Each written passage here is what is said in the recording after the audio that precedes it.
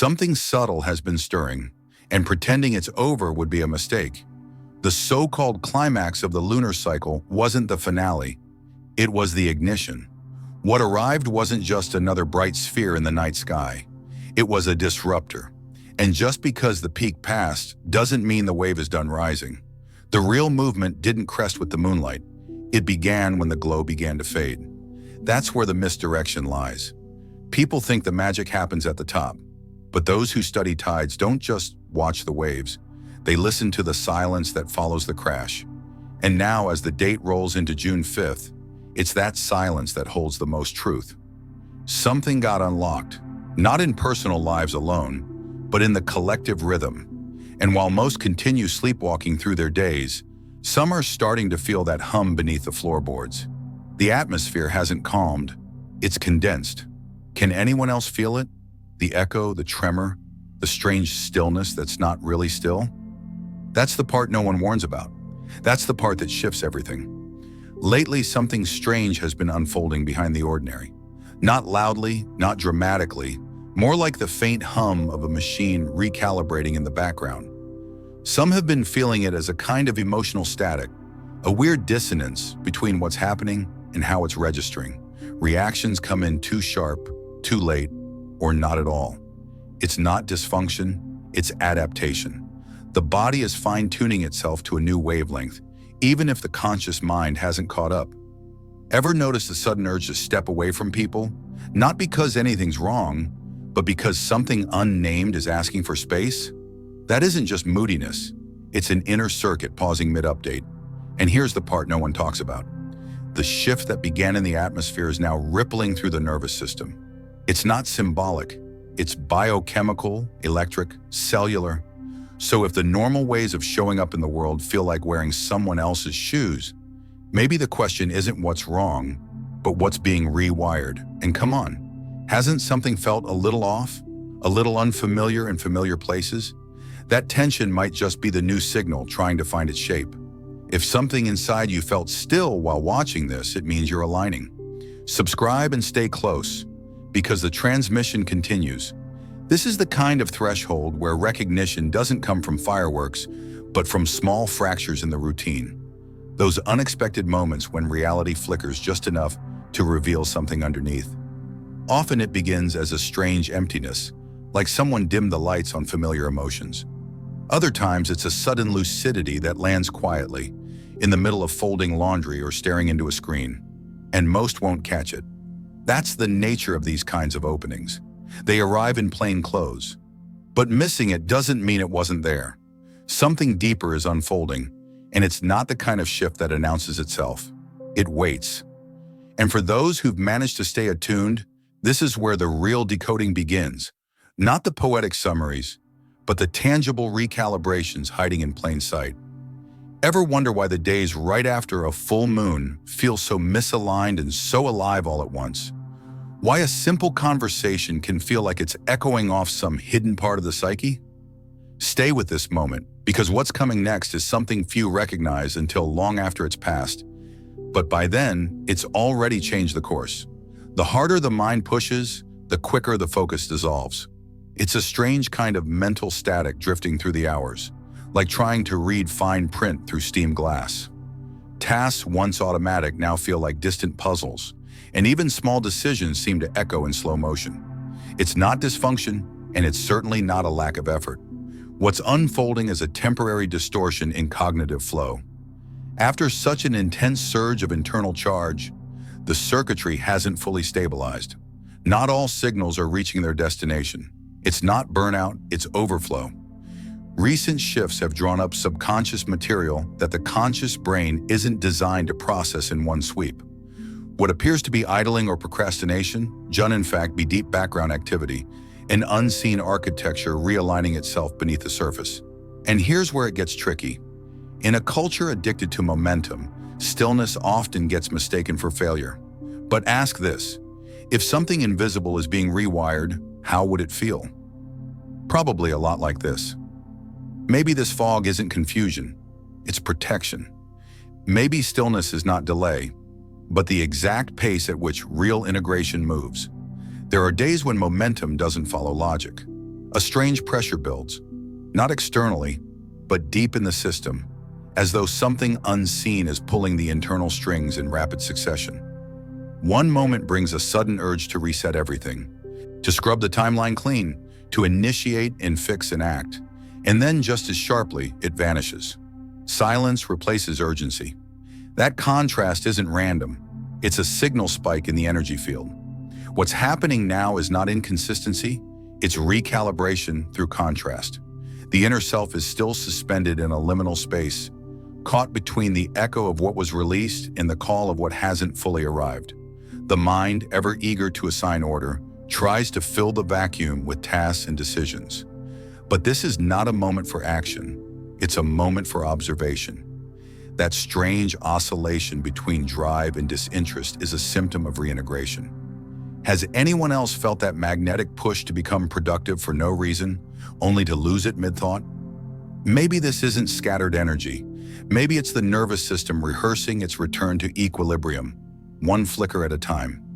If you understood even part of this, it means the signal is reaching you. Subscribe. The rest will make sense soon enough. There's a strange friction that comes when two versions of self occupy the same moment. One part surges forward, tasting possibility, sensing the outline of a form not yet lived, and just as quickly the gravity of what has always been pulls back, anchoring thought, behavior, even memory to the familiar. It's not confusion, it's interference between two fields of identity.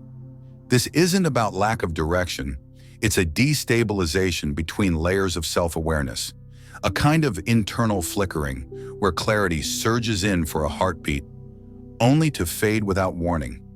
That stop-start rhythm isn't personal error. It's a byproduct of real-time inner expansion. Ever feel like motivation rushes in and disappears before it even lands?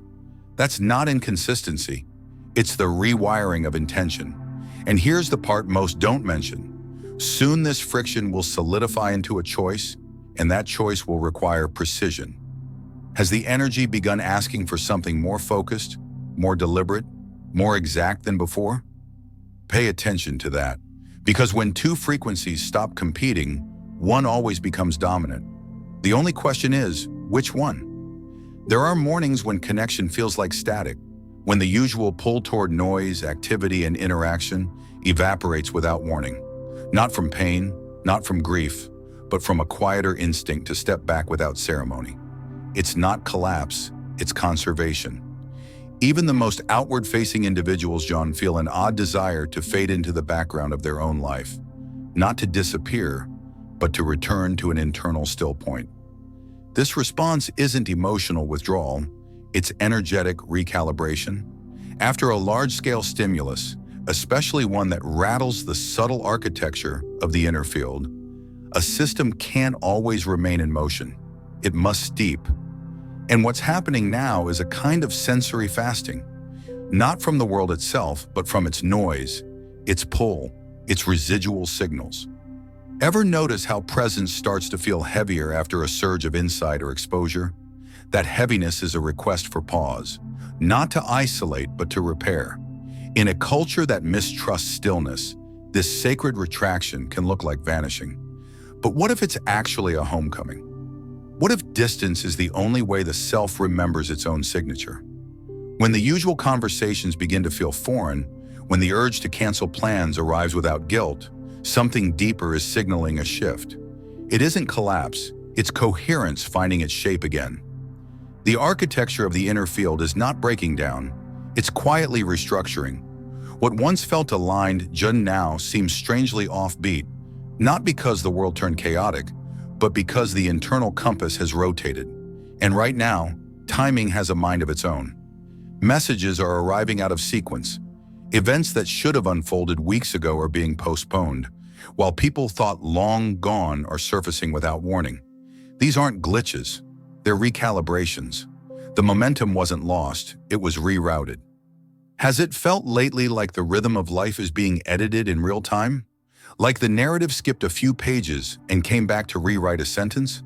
That's not disorder, it's design. Blocks are not rejections.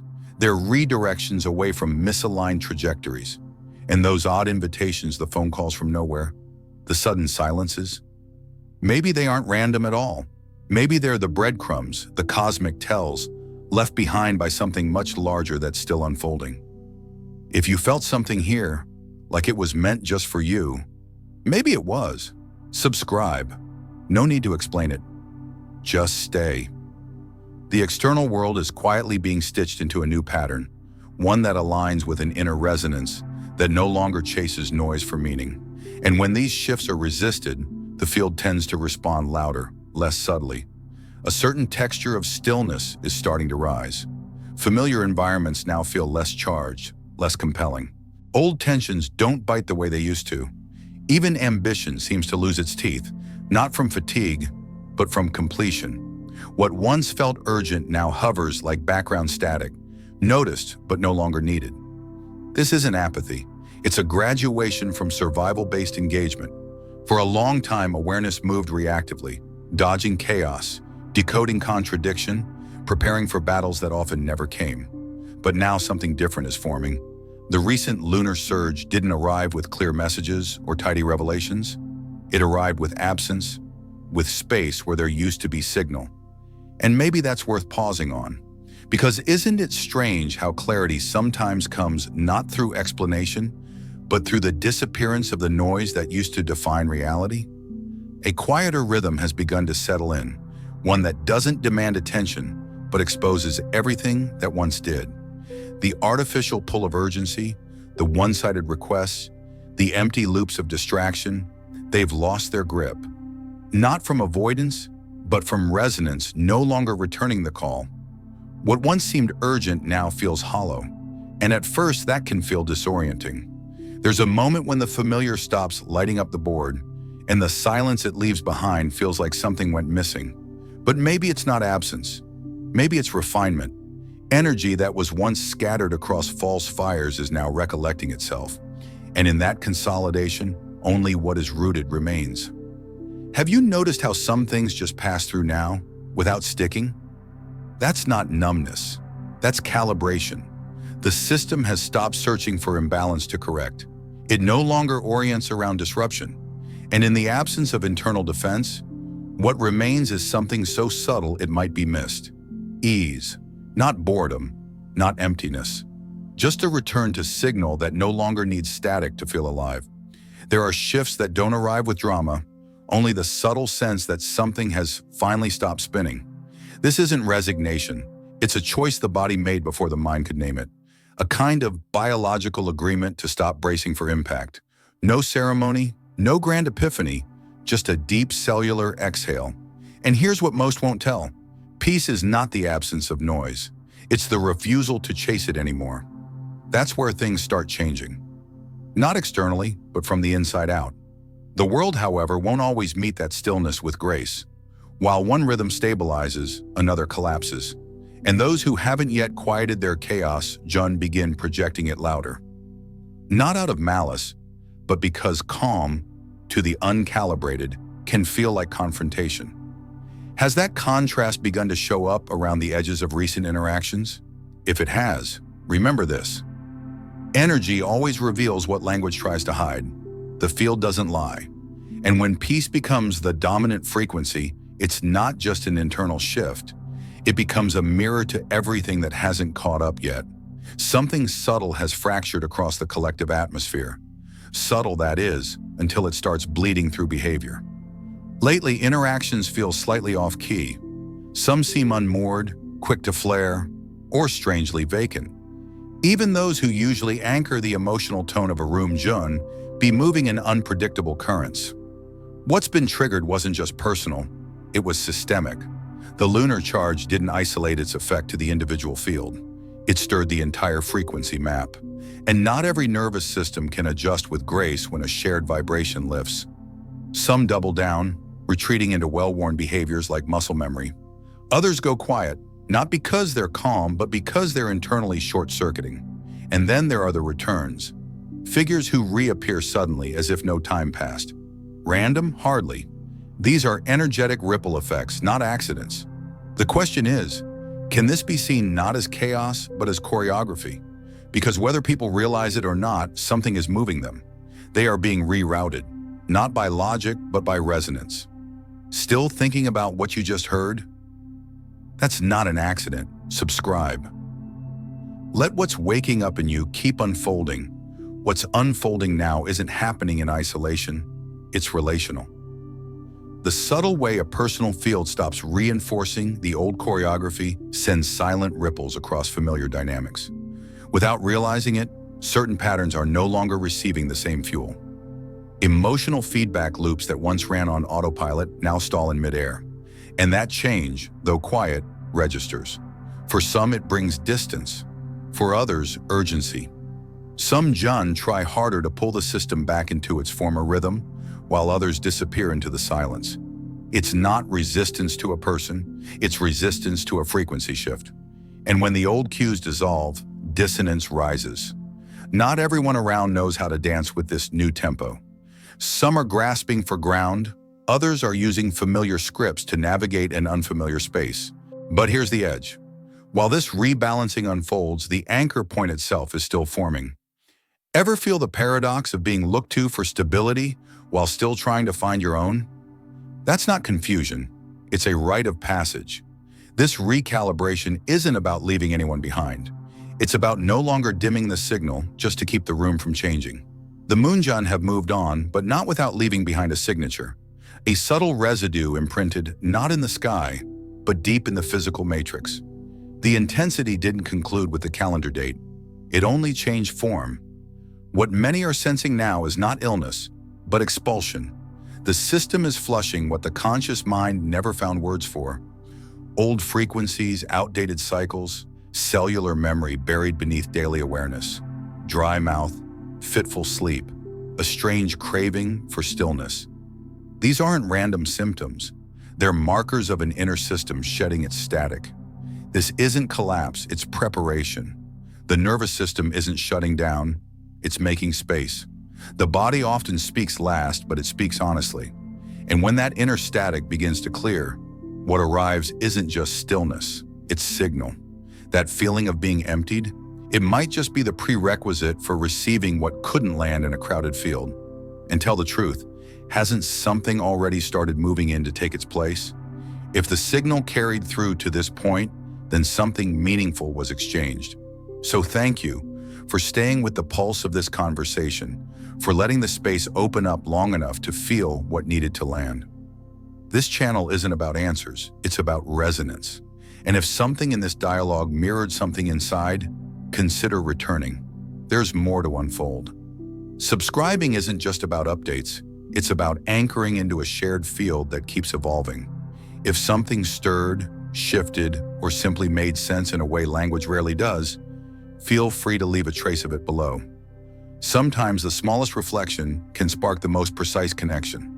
Until the next moment we meet in this field, stay curious, stay rooted, and let the silence between now and then say what words can't.